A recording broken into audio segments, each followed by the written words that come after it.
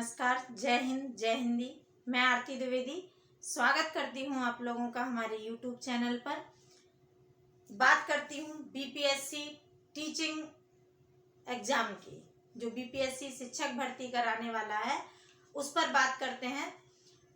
आपके लिए एक तो जो कॉमन पेपर होना है उसमें 75 क्वेश्चन सामान्य हिंदी के आने हैं।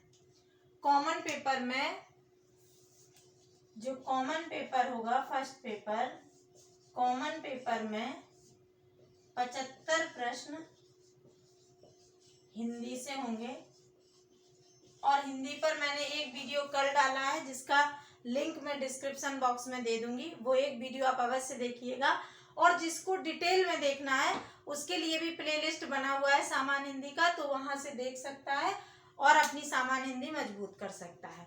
पर आज हम बात करेंगे राष्ट्रीय आंदोलन पर, और हमारे साथ आप अंत तक जुड़े रहिएगा। देखिएगा राष्ट्रीय आंदोलन कितने सरलतम तरीके से पढ़ा जा सकता है। ठीक है, ये तो मात्र एक सूचना थी। हम जो बात करने वाले हैं आज, बात करेंगे भारतीय राष्ट्रीय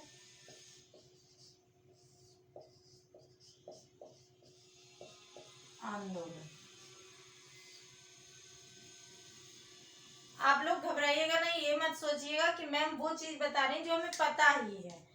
हो सकता है हम जो लिखें वो आपको पता हो, लेकिन हम आपको ये नहीं बता रहे कि आपको पता नहीं है, आपको पता होगा। लेकिन हम जो बताने वाले हैं वो ये बताने वाले हैं कि आपको राष्ट्रीय आंदोलन पढ़ना कैसे है, समझना कैसे है।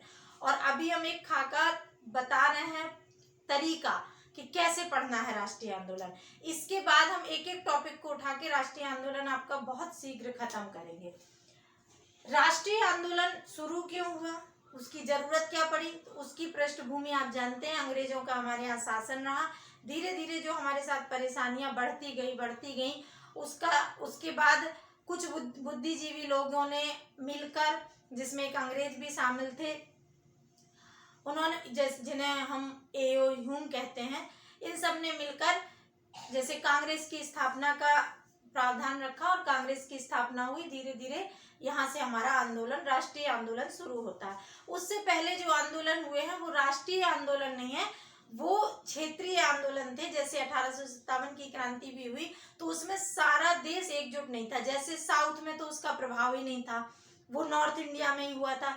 दूसरा, झांसी की रानी अपना लड़ रही थी, मंगल पांडे अपना लड़ रहे थे। जितने भी जहाँ, जो कानपुर के नाना अपने लिए लड़ रहे थे, जो भी जहाँ लड़ रहा था वो अपनी अपनी रियासतों के लिए लड़ रहे थे। संपूर्णता में भारत के लिए वो लड़ाई नहीं हो रही थी, पर एक बड़ी लड़ाई थी जिसने अंग्रेजों को हिला के रख दिया था, पर वो राष्ट्रीय आंदोलन नहीं था। और भारतीय राष्ट्रीय आंदोलन का जो होता है, इसे हम 3 चरण में डिवाइड करते हैं। क्या करते हैं? 3 चरण में डिवाइड किया जाता है। इसको आप लोग जानते भी होंगे, मैं पहले ही कह रही हूँ, बस पढ़ने का एक थोड़ा सा क्लू दे रही हूँ आपको याद रखने का। प्रथम चरण, द्वितीय चरण,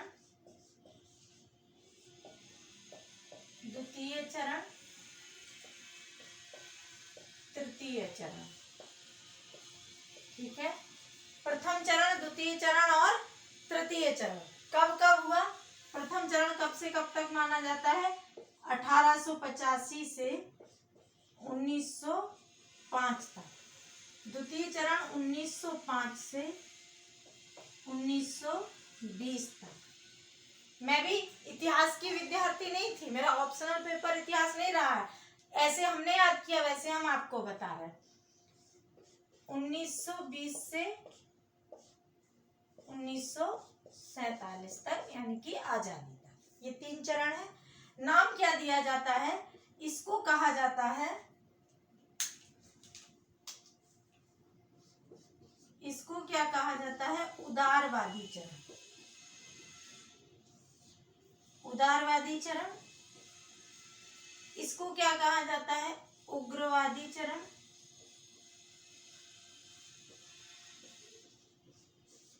और इसको क्या कहा जाता है? गांधी युग। सोचिए गांधी जी की उपलब्धि कि पूरा युग गांधी जी के नाम पर था। यानी कि कितना बड़ा नाम रहा होगा, कितना बड़ा व्यक्तित्व रहा होगा कि एक पूरा युग उनके नाम पर है। ठीक है, ये 3 चरण हैं। आप देखिएगा कि इन चरणों को ऐसे डिवाइड क्यों किया गया। ऐसा नहीं है कि इसे गांधी युग कहा जा रहा है तो 1920 से ही गांधी जी चल रहे हैं। गांधी जी आपको चंपारण में 17 में ही दिख जाएंगे, 15 में ही गांधी जी भारत आ गए थे। पर मेन गांधी जी के जो आंदोलन हुए हैं, जो राष्ट्रीय आंदोलन हुए हैं, वो 20 से ही शुरू हुए हैं, जब असहयोग शुरू होता है। ठीक है, उदारवादी चरण में मेन उदारवादी जो नेता थे वो कौन कौन थे, तो उन पर हम बात कर लेते हैं। जैसे सबसे पहले हम बात करते हैं दादा भाई नौरोजी की। दादा भाई नौरोजी। दूसरा नाम आता है गोपाल कृष्ण गोखले। गोपाल कृष्ण गोखले। तीसरा नाम आता है सुरेंद्र नाथ बनर्जी। सुरेंद्र नाथ बनर्जी। सुरेंद्र नाथ बनर्जी। और चौथा नाम है आपका फिरोज शाह मेहता।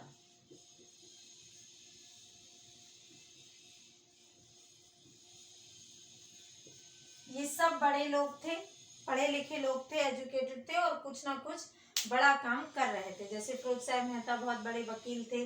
दादा भाई नौरोजी के बारे में तो क्या क्या कहा जाए, ये समाज सुधारक भी थे, ये एक बड़े अर्थशास्त्री भी थे, ये बड़े राजनीतिज्ञ भी थे।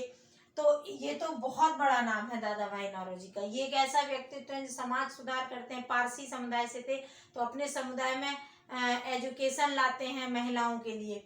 फिर ये राजनीतिक इतने बड़े हैं कि ये ब्रिटिश संसद में चुने जाते हैं। और अर्थशास्त्री भी हैं, क्योंकि आप लोग देखे हैं, सुने हैं कि ड्रेन थ्योरी लाए हैं इन्होंने। बुक लिखी है इंडियन, इनकी जो बुक है Indian poverty and un-British rule in India.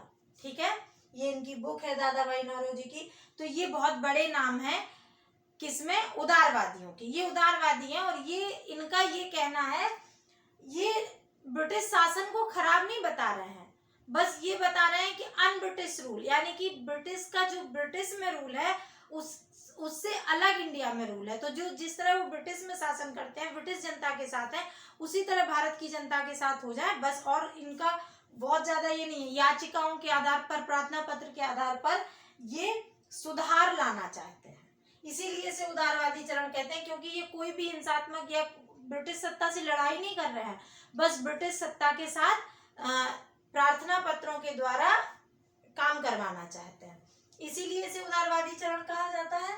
ये 4 नाम है, इनको आप याद रखिए। इन नामों के बारे में हम आपको डिटेल से पढ़ाएंगे बाद में।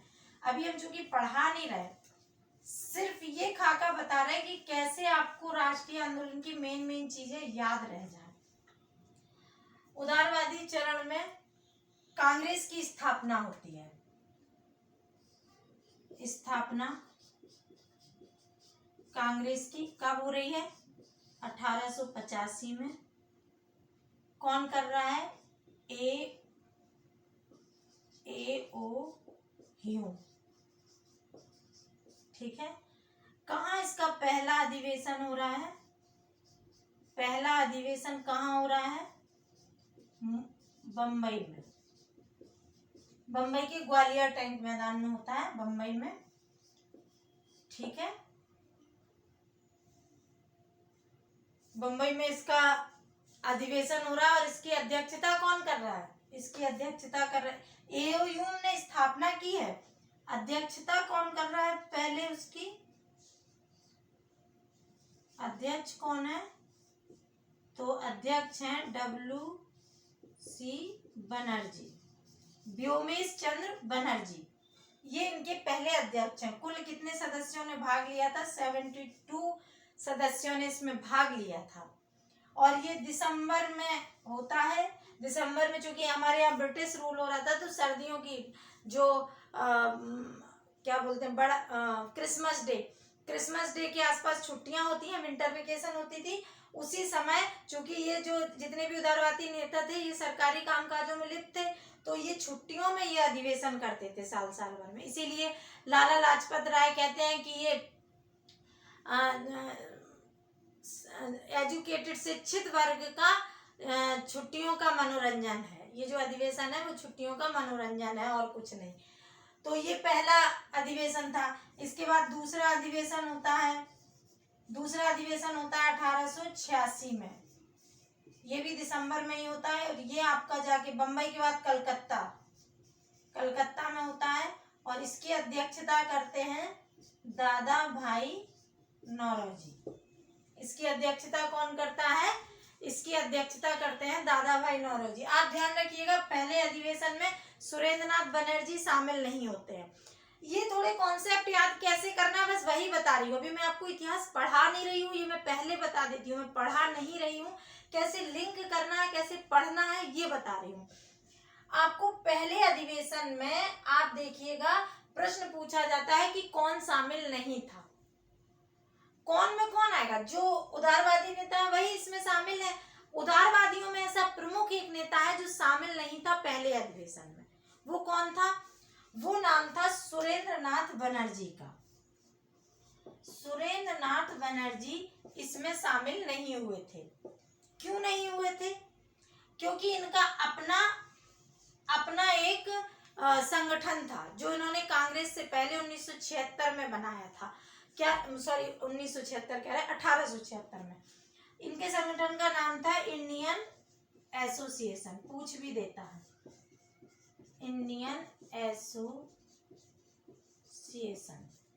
इंडियन एसोसिएशन इनका एक संगठन था जो बना था 1876 में, और इसकी 2 अखिल भारतीय सम्मेलन होते हैं। पहला होता है 1883 में और दूसरा होता है 1885 में कलकत्ता में। दोनों कलकत्ते ही में होते हैं, ये भी कलकत्ते में होता है, कलकत्ता में होता है। ये अधिवेशन की अध्यक्षता एसएन बनर्जी कर रहे होते हैं। संगठन भी इन्हीं का बनाया हुआ है और इसकी अध्यक्षता यहाँ पे कौन कर रहे हैं? एसएन बनर्जी कर रहे हैं। इसकी अध्यक्षता करते हैं आनंद मोहन बोस।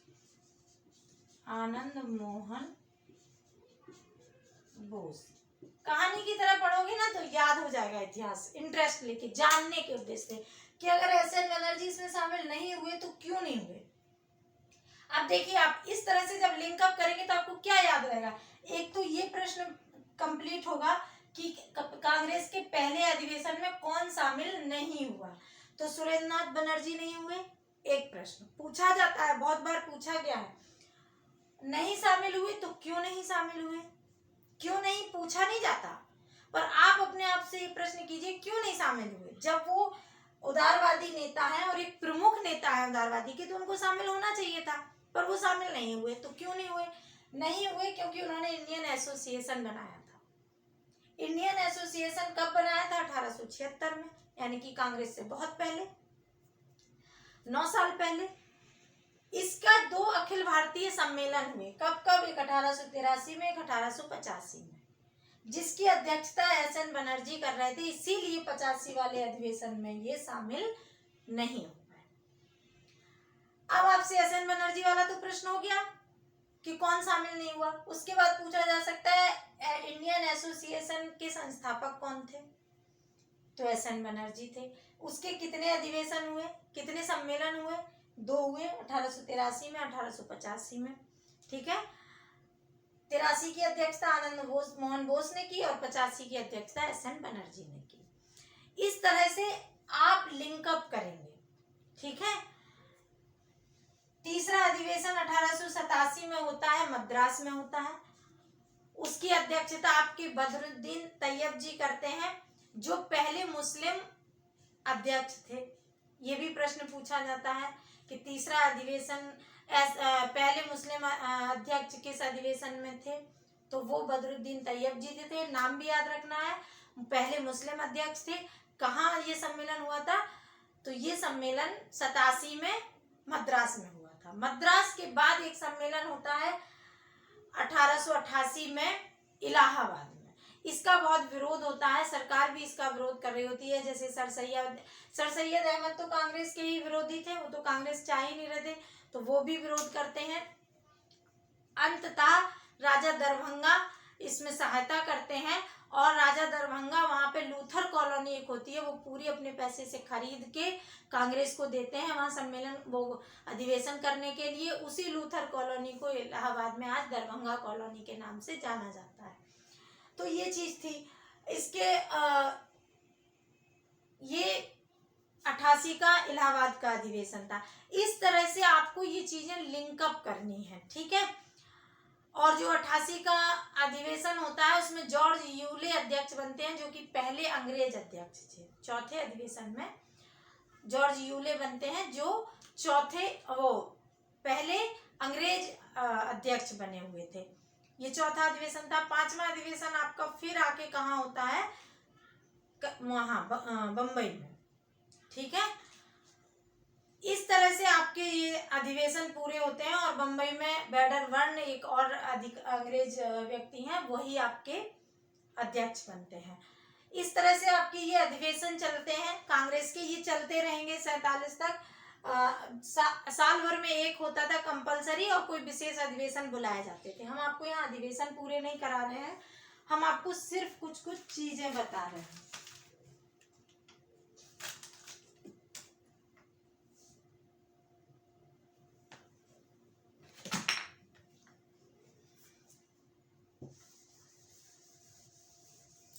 क्यों ये समय ऐसा रखा गया, क्यों ये डिवीजन किया गया, कैसे आप लिंकअप कर सकते हैं, बस यही थोड़ा सा एक खाका बता रही हूँ। बाकी मैं आपको डिटेल में ये सब चीजें पढ़ाऊंगी, जो लोग बीपीएससी भी देंगे उनके लिए भी काम आएगा।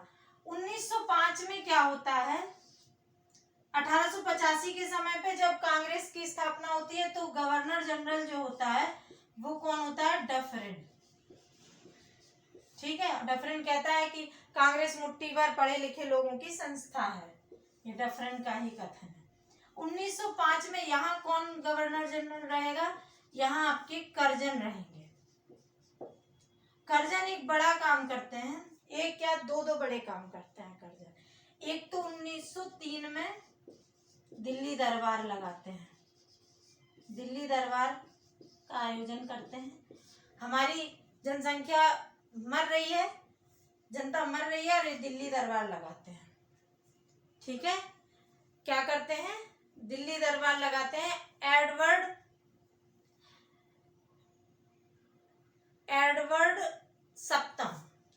एडवर्ड सप्तम जो वहां के इंग्लैंड के थे, एडवर्ड सप्तम को ये क्या करते हैं, भारत का सम्राट घोषित करते हैं। एक तो ये विरोध का कारण बनता है। 1905 से क्या हो रहा है, उग्रवादी आंदोलन बढ़ेगा, उग्रवादी चरण आएगा, तो 1900 ये पृष्ठभूमि बनती है। कैसे यहाँ से लोग विरोध में आते हैं 1903 से। फिर 1905 में एक बड़ी घटना, क्या, बंगाल विभाजन। क्यों हो रहा है, क्यों किया गया बंगाल विभाजन? बंगाल विभाजन भारतीयों के अनुसार तो हिंदू मुस्लिमों को बांटने के लिए किया गया, लेकिन इनके अनुसार, कर्जन के अनुसार, बंगाल एक बड़ा एरिया था, इसलिए उसका ये विभाजन किया गया। ऑब्वियसली बंगाल एक बड़ा एरिया था क्योंकि बंगाल में उस समय बांग्लादेश, खुद बंगाल, बिहार, उड़ीसा, असम का कुछ क्षेत्र, ये सब शामिल थे, तो एक बड़ा एरिया था, ये सच है। पर जो बंटवारा हुआ वो एरिया वाइज नहीं, कम्युनिटी वाइज हुआ। मुस्लिम का क्षेत्र अलग किया गया पूर्वी बंगाल में और पश्चिमी बंगाल में हिंदू बहुलवादी क्षेत्र को अलग किया गया ताकि दरारें पड़े, और ये दरारें आपको तुरंत दिखाई देंगी। आप देखिएगा 1905 में जैसे ही विभाजन हुआ, 7 अगस्त को 19 जुलाई को 20 जुलाई को इसकी घोषणा होती है। 20 जुलाई को 1905 को इसकी घोषणा होती है। ठीक है। उसके बाद 16 अक्टूबर से ये लागू कर दिया जाता है। 16 अक्टूबर को काला दिवस के रूप में बंगाल में मनाया गया। उसी 16 अक्टूबर को रविन्द्रनाथ टैगोर जी के कहने पर राखी दिवस के रूप में भी मनाया गया। वहीं से फिर स्वदेशी की घोषणा होती है 7 अगस्त को। ये 20 जुलाई को ये घोषणा होती है। इसके बाद 7 अगस्त से स्वदेशी आंदोलन और की घोषणा होती है। ठीक है, बहिष्कार और स्वदेशी आंदोलन। लेकिन बंगाल विभाजन का जो उद्देश्य था वो वास्तव में पूरा कर लिया करजन ने जाके बांग्लादेश जो पूर्वी बंगाल बनाया उसमें खूब बैठकें की और तुरंत 1905 का जुलाई, यानी कि आधा 1905 बीत चुका है, लास्ट के 4-5 महीने बचे हैं। उसके बाद तुरंत 1906 में आके क्या हो जाता है, ढाका में मुस्लिम लीग की स्थापना। प्रभाव देखिए, ये लिंक करना, आपको रटना नहीं है। 1905 में बंगाल विभाजन हुआ, 1906 में फिर पूछा जाएगा मुस्लिम लीग की स्थापना कब हुई, तो 1906 में मुस्लिम लीग की स्थापना हुई। नहीं, इसका परिणाम था ये। 1905 में बंगाल विभाजन हुआ, 1906 में आके ढाका में क्या हो गया, मुस्लिम लीग की स्थापना हो गई। ये तो पृष्ठभूमि तैयार हो रही थी उग्रवादी चरण की। यहीं से बहिष्कार और स्वदेशी आंदोलन चला, जिसमें स्वदेशी आंदोलन में ये स्वदेशी आंदोलन पूरे देश में प्रभावी रहा। अलग अलग जगह पर अलग अलग लोगों ने नेतृत्व किया और ये पूरे देश में प्रभावी हुआ। इसमें प्रमुख नेताओं के रूप में जो काम कर रहे थे, इसमें थे लाला लाजपत राय, बाल गंगाधर तिलक, बिपिन चंद्र पाल। फिर आपके बाद में और नेता आते हैं जैसे भगत सिंह, चंद्रशेखर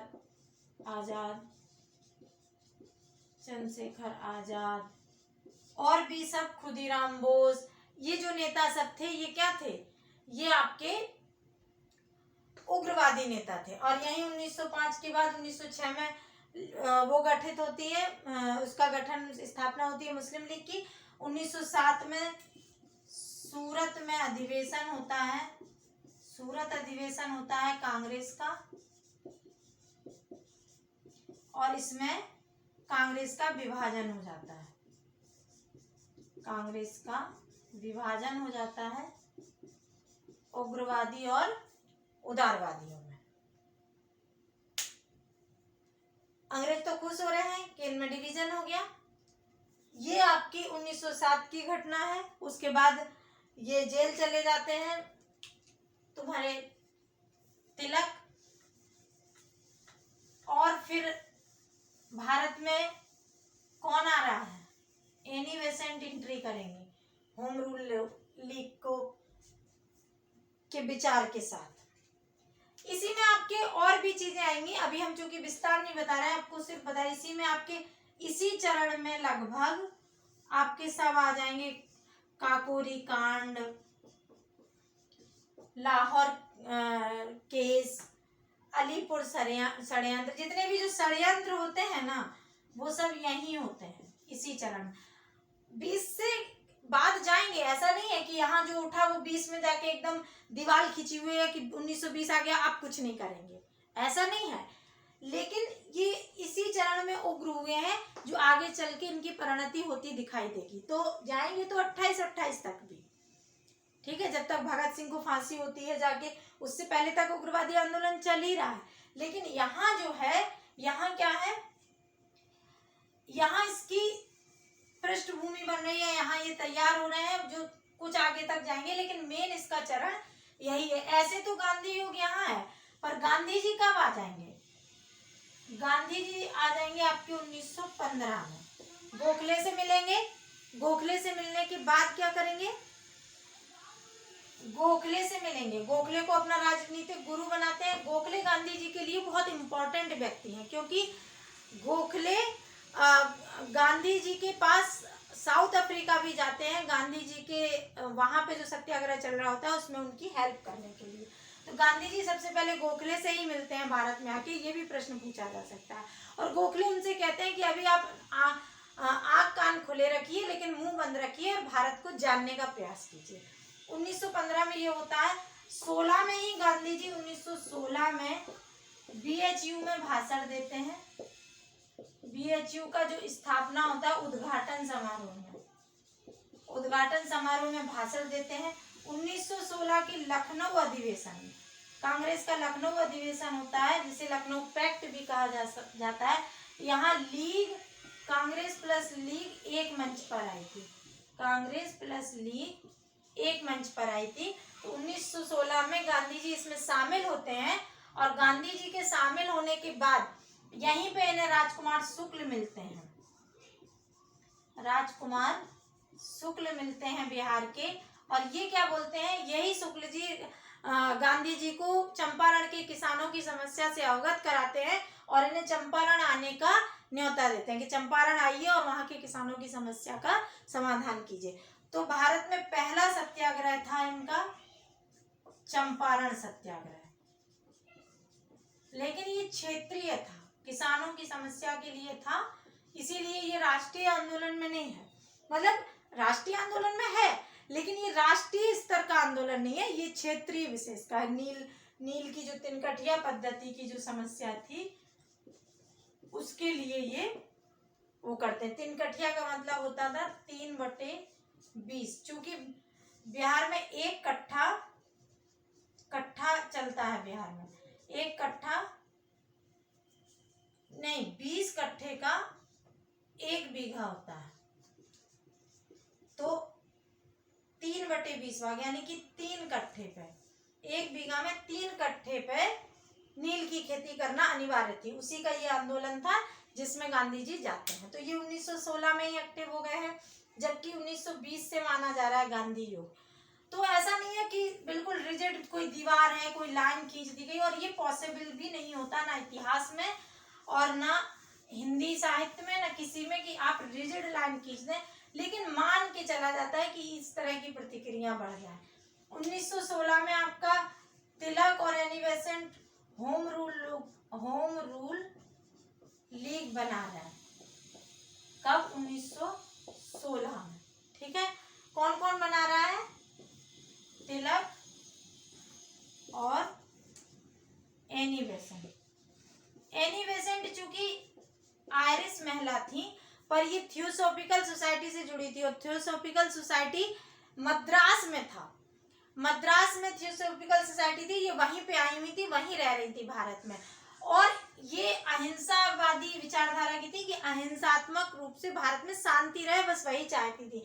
इनका विचार था होम रूल जिसे स्वराज कहा गया, और उसका मतलब स्वतंत्रता नहीं था, शासन अंग्रेजी करे, बस हमें भागीदारी दे। होम रूल लीग दोनों ने बनाई, तिलक ने और एनी बेसेंट ने। उसके बाद देखते हैं गांधी युग जो आता है वो यहीं से पृष्ठभूमि, तो गांधी जी तो पहले से ही काम कर रहे हैं, 16 में ही आ गए हैं, 17 में वो चंपारण कर रहे हैं, मैंने जैसे आपको बताया। उसके बाद वो 18 में खेड़ा और वो कर रहे हैं, अहमदाबाद का मिल मजदूर आंदोलन कर रहे हैं। लेकिन ये सब क्षेत्रीय रहते हैं, विशेष वर्ग की समस्या है, विशेष वर्ग के लिए आंदोलन हुआ, भूख हड़ताल हुआ, खत्म हो गया। उसके बाद गांधी जी मेन 1920 से ही चालू होता है, जो प्रथम विश्व युद्ध समाप्त होता है। प्रथम विश्व युद्ध समाप्त होने के बाद क्या होगा? खिलाफत, क्योंकि प्रथम विश्व युद्ध में उम्मीद थी, क्या उम्मीदें थी? पहले गांधी जी भी कह रहे थे कि हमें साम्राज्य की सहायता करनी चाहिए, ठीक है, जनता को साम्राज्य की सहायता करनी चाहिए, और ये भर्ती होने के लिए भी बोलते हैं। खिलाफत आंदोलन में क्या होता है? खिलाफत आंदोलन जो है ये तुर्की के खलीफा की वजह से भारतीय मुसलमान करे, क्योंकि उन्होंने अंग्रेजों से कहा था कि अगर आप जीतते हैं तो तुर्की चूंकि खिलाफ में था, तो तुर्की के खलीफा को आप सम्मान देंगे, नुकसान नहीं पहुंचाएंगे, पर ऐसा अंग्रेजों ने नहीं किया, उनके साथ दुर्व्यवहार किया, जिसके लिए खिलाफत आंदोलन चला। और खिलाफत आंदोलन में गांधी जी इनका साथ देते हैं, मुस्लिमों का, गांधी जी इनका साथ देते हैं और इसे हिंदू मुस्लिम एकता के रूप में देखते हैं। जबकि विरोध करते हैं जिन्ना गांधी जी को समझाते हैं कि इसमें मत साथ दीजिए, इसमें ये धार्मिक आंदोलन है, सांप्रदायिक आंदोलन है, जो बाद में सही नहीं होगा, पर गांधी जी नहीं मानते हैं, और जिन्ना भाषण भी देते हैं मंच से, तो उनके साथ हाथापाई हो जाती है और इनकी बात नहीं मानी जाती। खिलाफत आंदोलन में गांधी जी इनका साथ देते हैं। उसके बाद खिलाफत आंदोलन चलता है। खिलाफत आंदोलन के साथ यहाँ से अंग्रेजों के यहाँ से रॉलेट एक्ट भी आता है। इसी बीच में रॉलेट एक्ट आता है और गांधी जी रॉलेट सत्याग्रह चलाते हैं। रॉलेट सत्याग्रह गांधी जी का पहला अखिल भारतीय सत्याग्रह था।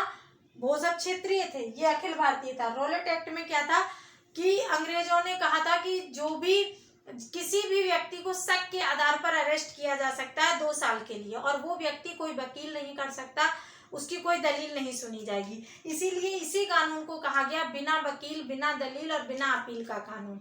गांधी जी ने इसे काला कानून भी कहा।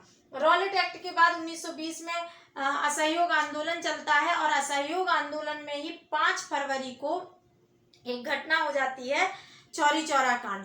चौरी चौरा कांड हत्याकांड के कारण गांधी जी ये वापस ले लेते हैं आंदोलन को, और लोगों ने इसके लिए गांधी जी का बहुत विरोध किया था कि अच्छा खासा चलता हुआ आंदोलन गांधी जी ने वापस ले लिया।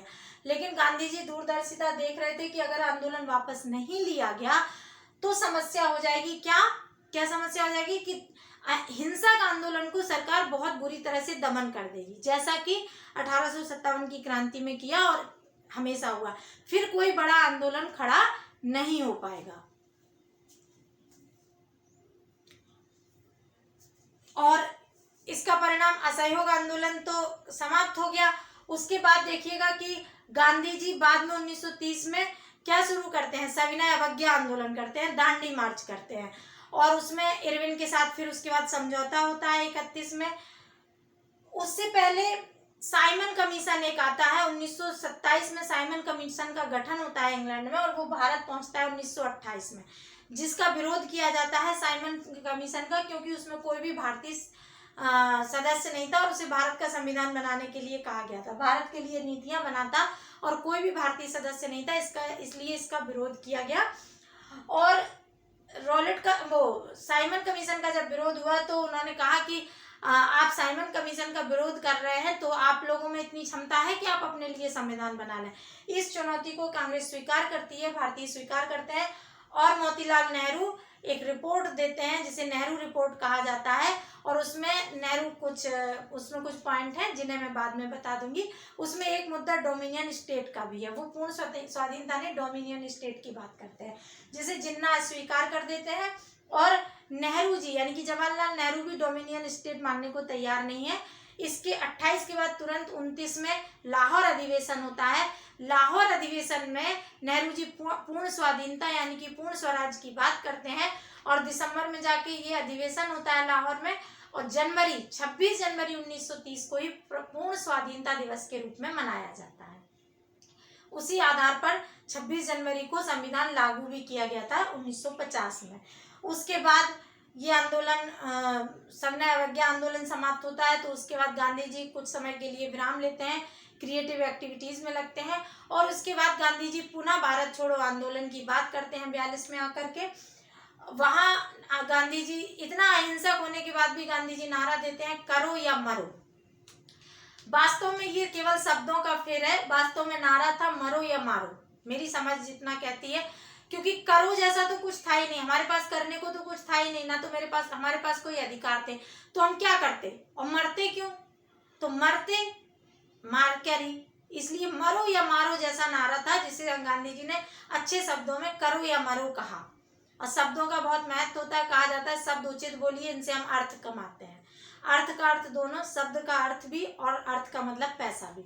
हम जो शब्द बोलते हैं उन्हीं से हमें पैसा मिलता है, तो मतलब शब्द ऐसे बोलिए, शब्द सोच समझ कर बोलिए, उनसे हम अर्थ कमाते हैं। तो गांधी जी ने, चूंकि गांधी जी की तो बराबरी कहाँ ही की जा सकती है, गांधी जी ने करो या मरो का नारा देके अपनी अहिंसक छवि भी बचा ली, जबकि वास्तव में यह आंदोलन अहिंसक नहीं हो सकता था। मारो शब्द जुड़ने के बाद यह अहिंसक कैसे होता था, मारो ना सही मरो, पर हम मरेंगे तो कुछ तो हाथ पैर हिलाएंगे ना, यूं ही तो जाके सर नहीं कटा देंगे।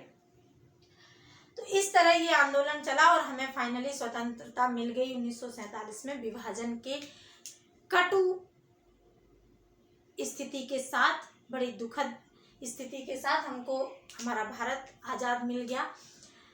तो ये एक खाका था, ये एक तरीका था पढ़ने का, ये लिंक करने का। जैसे हमने लिंक किया कोई भी लिंक अप, जैसे साइमन कमीशन के साथ किया कि साइमन कमीशन का परिणाम क्या हुआ, नेहरू रिपोर्ट। नेहरू रिपोर्ट के बाद जवाहरलाल नेहरू ने पूर्ण स्वाधीनता कहा।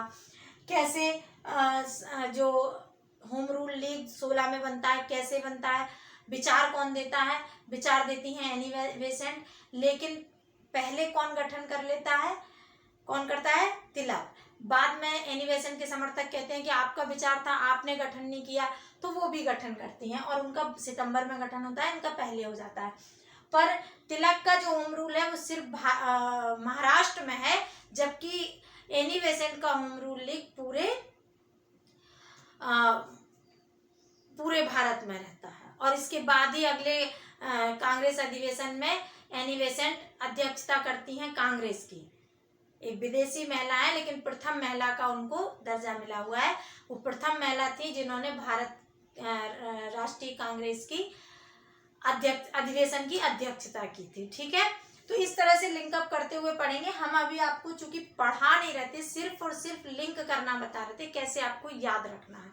चूंकि वीडियो बहुत बड़े हो जाएंगे और मैं बहुत बड़े वीडियो बनाने में विश्वास नहीं रखती, मैं तो बोलती जाऊंगी पर सामने वाला देख देख कर फिर बोर होने लगता है बहुत बड़े वीडियो में। तो छोटे छोटे वीडियो होते हैं, एंजॉय करते हुए देखे जा सकते हैं। हमारे साथ जुड़े रहने के लिए आपका धन्यवाद। आगे पूरी हिस्ट्री विस्तार रूप में आपको यूट्यूब पर दिखाई देगी, आप हमारे साथ जुड़े रहिएगा। हिंदी पढ़ने के लिए आप प्लेलिस्ट में जाइएगा। धन्यवाद।